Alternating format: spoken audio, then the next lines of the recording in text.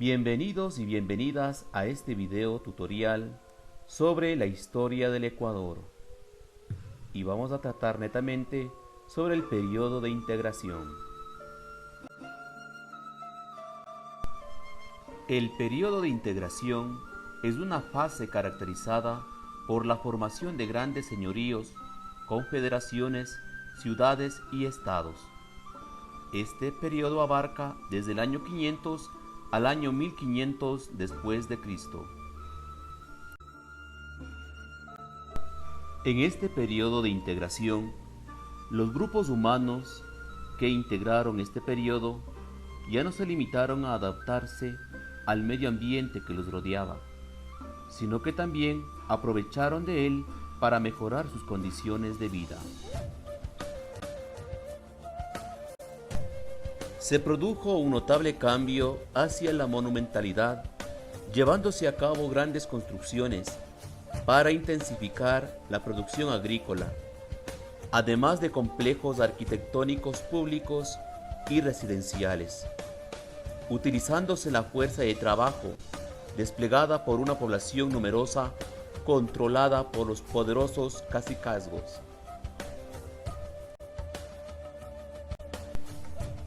Uno de los aportes más importantes de la antropología ecuatoriana ha sido la determinación de las formas de organización sociopolítica existentes en el territorio antes de la conquista incásica. En este cuadro podemos ver los principales señoríos étnicos del periodo de integración. La organización política de estos pueblos se hace más compleja por el crecimiento demográfico, y es entonces necesaria la creación de unidades políticas que controlen las diferentes regiones. Estas etnias, que hablaban diferentes lenguas y guerreaban entre sí, se reunieron frente a la amenaza de la invasión inca.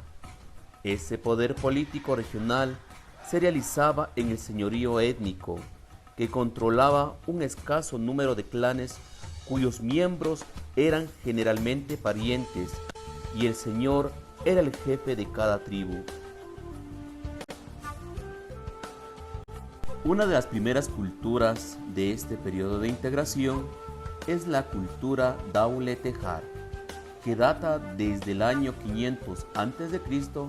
al año 500 después de Cristo. Esta cultura de la costa ecuatoriana fue la heredera de la cultura chorrera. Vivieron en las costas bañadas por el río Guayas y todo su sistema fluvial,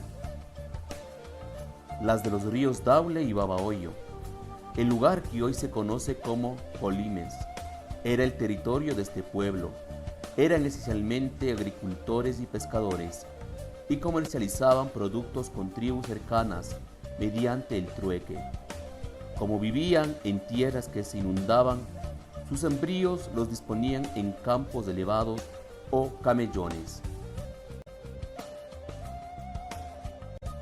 Una de las costumbres más características de la cultura Daule Tejar era sepultar a sus muertos, a sus difuntos, dentro de vasijas de barro.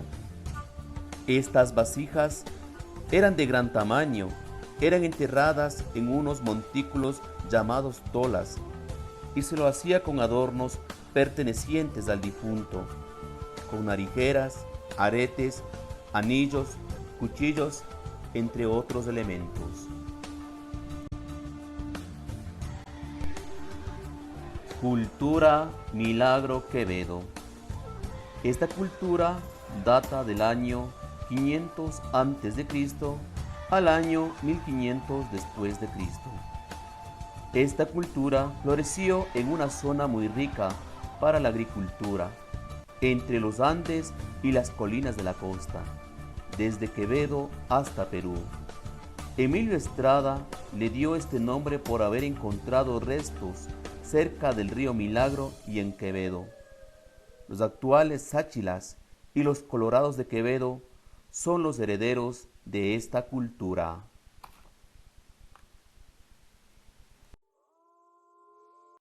Los miembros de la cultura Milagro Quevedo fueron grandes alfareros, cazadores y agricultores, y se destacaron por su trabajo con los metales, como era el oro y el cobre. Emplearon la fundición, aleación y enchapado de estos metales. Realizaron con gran belleza narigueras, adornos para el cuerpo, anzuelos, cuchillos, cabezales, pinzas, figurillas, clavos, láminas decorativas, pectorales de oro repujado, espejos de pirita con marco de plata. Esta cultura, para sus cultivos utilizaron bancos artificiales construidos en los terrenos cercanos, llamados camellones, formando campos elevados y zanjas que los separaban. Esto tenía como finalidad evitar que los cultivos se inunden. Elaboraban fertilizantes con el limo y las sustancias orgánicas que quedaban entre las zanjas. Como podemos observar en el gráfico, podemos ver las elevaciones en los cuales realizaban sus cultivos, que los denominaban los camellones. Además, las sustancias como las algas que se quedaban entre las zanjas eran utilizadas como fertilizantes. Sus casas eran elaboradas de bareque. El bareque es una pared de palos entretejida con cañas y barro, parecidas a las de la costa actual. Las hacían elevadas sobre postes para evitar la inundación de la estación invernal y para asegurar la ventilación. La cultura manteño-hualcavilca data del año 800 a.C. al año 1532 después de Cristo.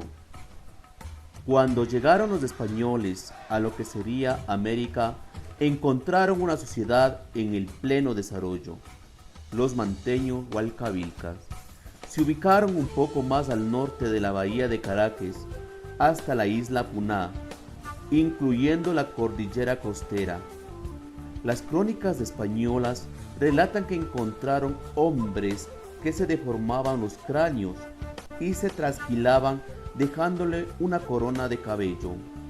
También se realizaban incrustaciones. Construyeron edificios de hasta 60 metros de largo y 19 de ancho. Tenían diversos rasgos sociales, los que se representaban en el tamaño de sus casas y la calidad y cantidad de los adornos personales. Vivieron de la agricultura y especialmente de comercializar sus productos. Los manteño-hualcavilca desarrollaron la navegación. Sin duda alguna, una de las manifestaciones artísticas de este pueblo fueron la silla en U. Se trataba de tronos tallados en piedra que indicaban el poder por habérselos encontrado en centros ceremoniales. Estas sillas representaban en su base representativas humanas o felinos postrados. Eran utilizadas por los jefes en el primer caso y por los sacerdotes en el segundo. También realizaban los tótem, que eran emblemas tallados de varios metros de altura y servían para el culto a la fertilidad. Realizaron máscaras mortuorias en metal. Entre sus costumbres estaba el sacrificio humano y adoraban a diferentes animales como la serpiente, el jaguar, el puma, el venado y los lagartos. La cultura El Ángel.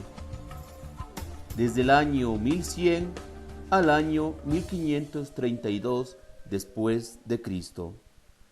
Esta cultura está ubicada en el valle del río Chota.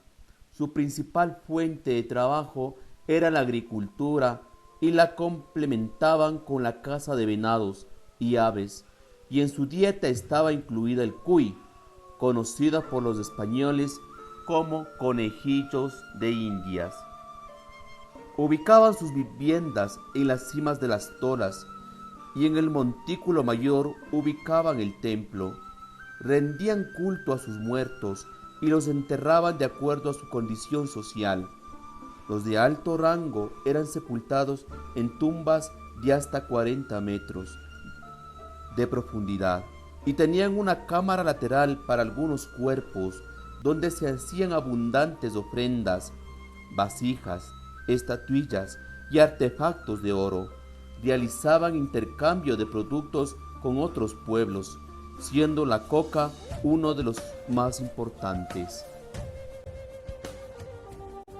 Los coqueros, que era la cerámica negativa, llamados así porque se asume que la mejilla se ve hinchada por masticar hoja de coca.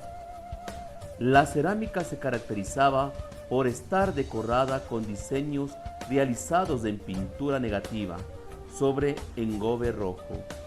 Se encontraban también vasijas con forma humana, modeladas para que aparezcan en posición sentada, con las piernas recogidas, acostados, de rodillas o de pie. Vemos también vasijas en forma de animales.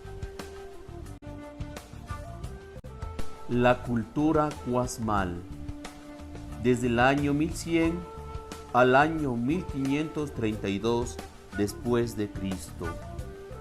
Conocida como cerámica tusa, y fue Gijón y Camaño quien determina una época cuasmal para las sociedades que habitaron la provincia del Carchi. Fueron agricultores del maíz y para ellos desarrollaron las terrazas de cultivo. Complementaron su dieta con la recolección de vegetales y la caza de venados y roedores. Mantuvieron relaciones de intercambio con otras culturas de la costa y la Amazonía, inclusive con habitantes de Costa Rica y Panamá. En algunos casos los entierros se hacían bajo las casas, una o más sepulturas en pozos cilíndricos con una cámara lateral. Las casas las ubicaban sobre las tolas, también en las partes altas de los cerros. La compleja decoración de su cerámica es digna de admiración. Usaron pocos colores, generalmente el rojo y el negro sobre el color crema. Dibujaron elementos geométricos imponiendo nuevos patrones. Además, plasmaron animales, aves y hombres con formas muy estilizadas. También forman parte de nuestra cerámica cuasmal las ollas zoomorfas, antropomorfas, las ollas zapatos, botellas cónicas, ánforas de cuerpo alto y cilíndrico, las ocarinas en cerámica, con lo que probablemente hacían música, máscaras decoradas con pintura. Cultura Cañari. Data del año 400 al año 1500 después de Cristo. Los cañaris tienen una de las culturas más peculiares e interesantes del Ecuador prehistórico.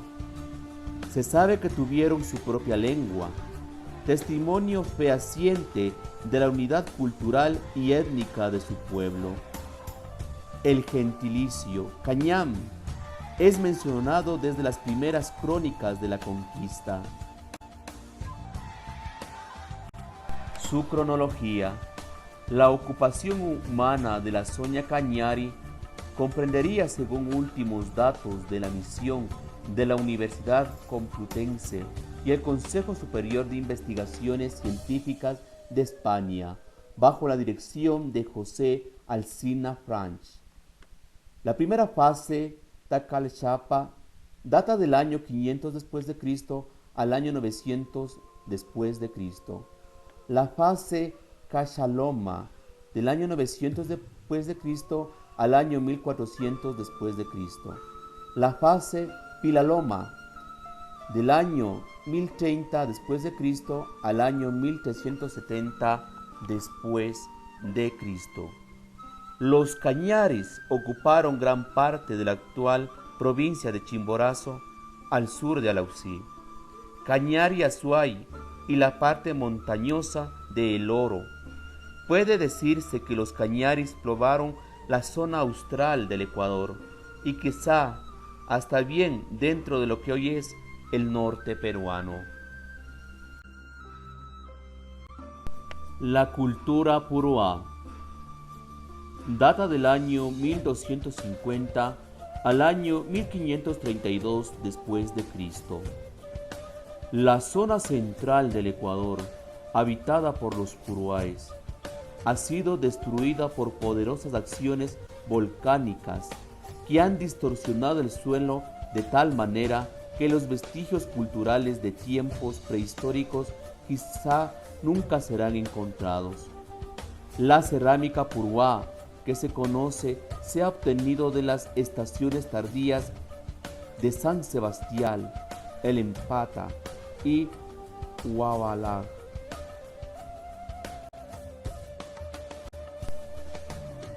La cerámica, poco pulida, de líneas sencillas, acabados vastos y de color rojo, fue estudiada ampliamente por Gijón, quien determinó sus formas estilísticas peculiares.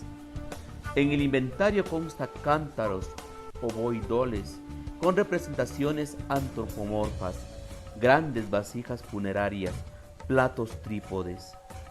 La pintura negativa y tan larga tradición está representada por la cerámica puruá. La metalurgia está representada por hachas y utensilios de labranza hechos de cobre. La plata obtenido de las minas de Payatanga y Puguillín es el metal más usado por los puruáes en adornos personales, pectorales, palenas y sonajas de baile. En el Museo del Banco Central de Quito tiene una lanza bardos de madera cubiertos de plata.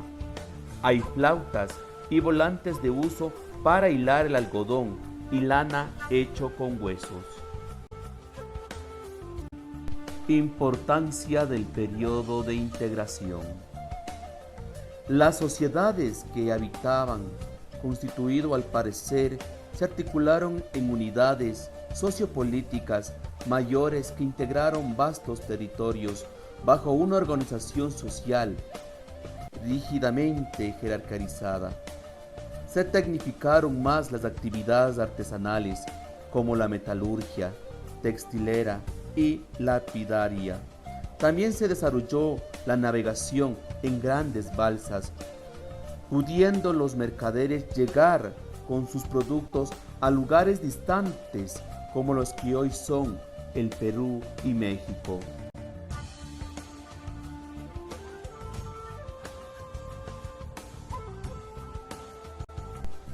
Lo destacable de las sociedades de esta era es que existieron rutas comerciales a gran distancia, tanto por tierra como por mar. También es destacable el uso de la moneda, como en las sociedades Manteño-Hualcavilca, dando así al inicio del comercio. El periodo de integración es de gran importancia para el desarrollo del Ecuador, ya que en este periodo existió una mayor tecnificación de la agricultura, se elaboraron nuevas herramientas de cultivo, también desarrollaron terrazas de cultivo que dejarían huella indeleble, especialmente en el paisaje andino. Se aumentó la producción de textil y algodón, y todo esto ha contribuido para que el Ecuador crezca hasta nuestros días. Muchas gracias por su atención.